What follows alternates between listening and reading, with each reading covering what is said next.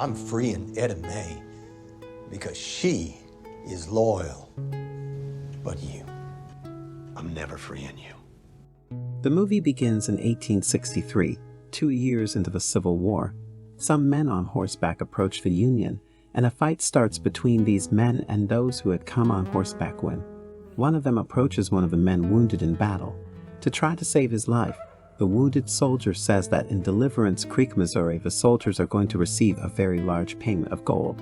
A very pretty red-haired woman named Belle is found on a farm in Missouri Deliverance Creek. A man named Nate approaches her and kisses her from behind. From her conversation, we learn that they are having an affair. Later, Belle is cleaning a horse when she is approached by Jeb Crawford, her neighbor, who starts harassing her. When he tries to kiss her, she hits him and pushes him away from her. He leaves scared and tells her that she will regret it. In Arkansas, at the Grayson Cotton Plantation, an African-American woman, Kessie, moves away from the mansion where she works and approaches her family, made up of a man and her children who were slaves. She insists that they leave as the master was going to take them to a slave sale.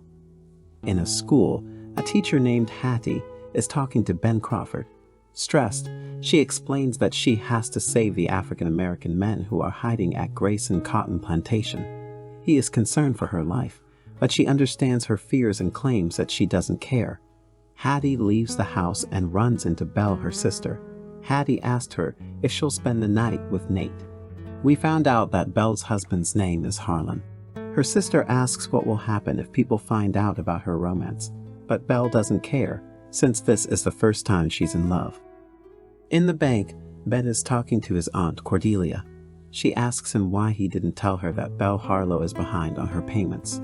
Aunt Cordelia complains and then gives her nephew the payment notice to deliver to Belle's house.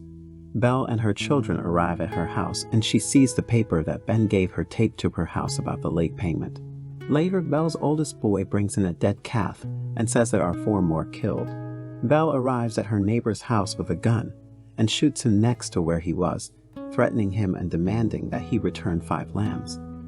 Jeb, already tired and knowing that he has no escape, tells his wife to bring the calves to give to his neighbor.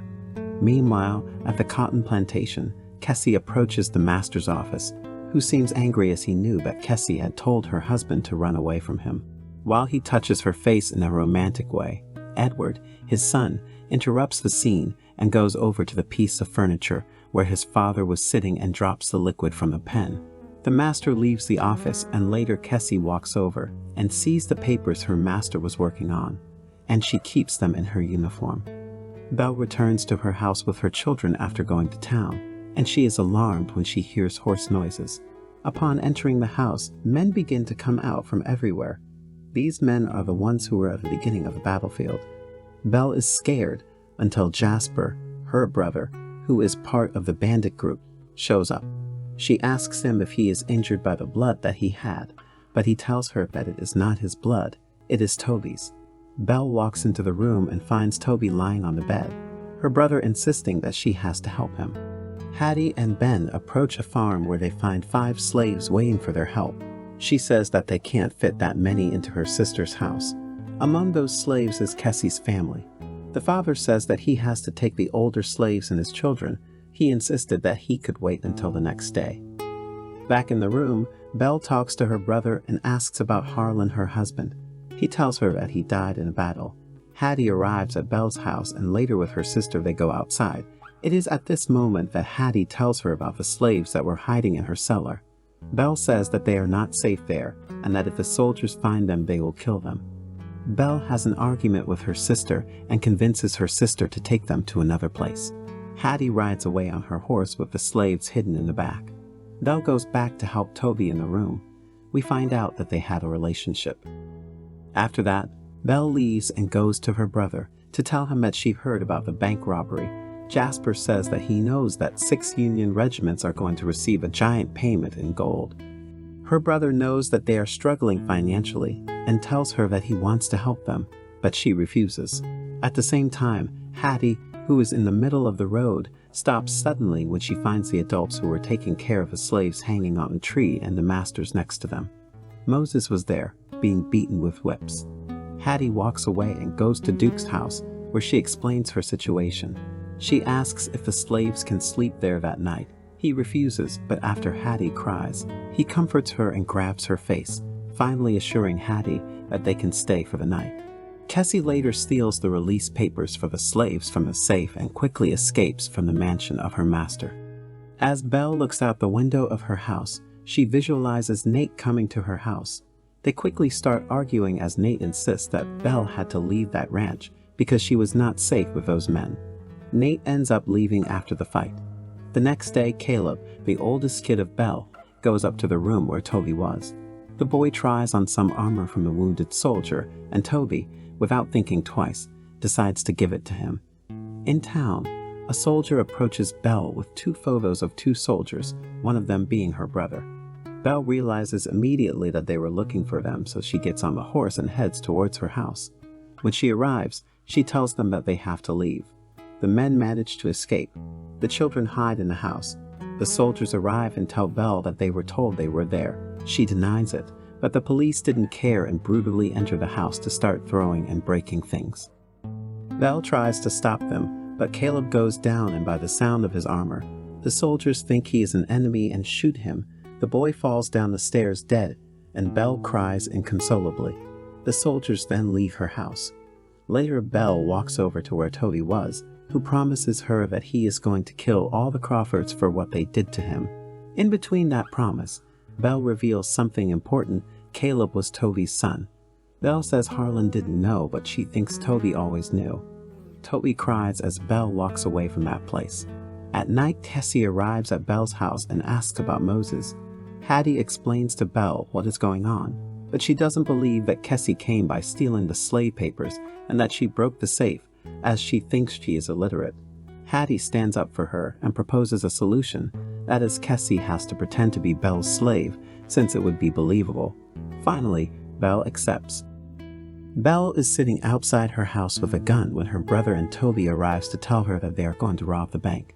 Belle wants revenge for her son and agrees to come with them if they agree to do it her way. At Belle's house, Jasper and Toby plan the bank robbery. Belle goes to the town where Nate is and thanks him for a piano he gifted her. This is her plan to find out the information about the payment. When she asks him to bring her a glass of water, she spies in one of his notebooks the date the money arrived. Arriving at night, Belle asks Kessie about her plan. She answers and explains that she plans to go to another city to raise money so she can free Moses and escape with her children.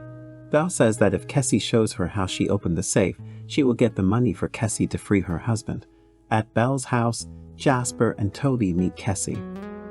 A woman from the town manages to steal the key from Ben and then gives it to Jasper in exchange for money. At Cordelia's bank, Belle is hiding behind a shutter with a gun.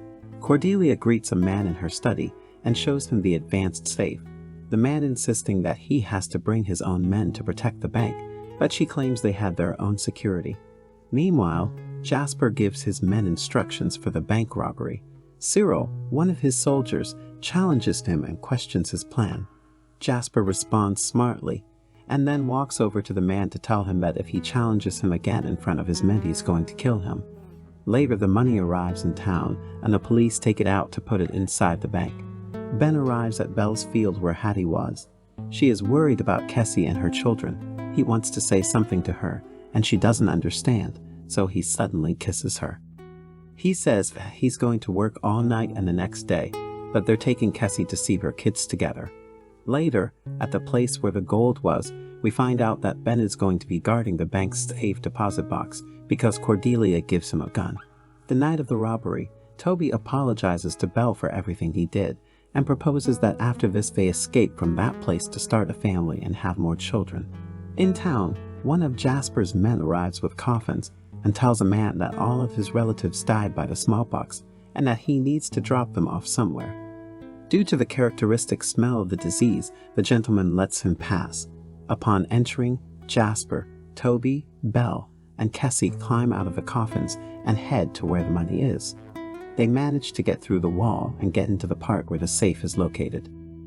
Upon arrival, they were surprised to see that the only way to access the gold is through a number code. Belle notices that every time there is a correct number, there is a noise. Kessie, who seems to know the most, puts a glass on the door and leans her ear against it and starts trying different numbers. Ben is behind this door guarding the box. Finally, after a few minutes, Kessie discovers the code, and when he finally opens the door, Ben looks at Kessie first. Surprise, he couldn't shoot, and Toby takes advantage of it by pulling out his gun and killing him. Finally, they manage to get all the money out of the bank. In a field, Jasper's men celebrate. Belle and Toby says their goodbyes. He tells her that he doesn't want to leave her, then finally kiss her. Then he walks away from her. Cyril runs into another pissing soldier, and suddenly, he shoots him and tells him that he is going back to Belle's house to steal the gold for himself. While at her house, Belle is keeping the gold with Kessie. In town, the citizens talk about the bank robbery. Hattie is in the middle of walking and runs into Duke. She asks him what all that is. He tells her about the robbery and the murder of Ben Crawford. Hattie leaves there distraught. Cordelia tries to enter the bank, but the police prevent her, justifying that it is now a crime scene. Nate and another cop look at the crime scene. Nate walks over to the rubble and finds Belle's necklace, immediately discovering who was behind the robbery. Belle is in her field when Nate approaches with her horse. She touches her neck and discovers that her necklace is not there. She immediately realizes why Nate is there. She looks with fear as she gets closer to her ex-lover. I would recommend this movie to all the ones who loves a romantic story combined with a robbery and a lot of action. It also has a lot of strong female characters that stands up for themselves, which is not seen in a lot of films. Please don't forget to leave us a like and subscribe. Comment below what you want to see us work on next.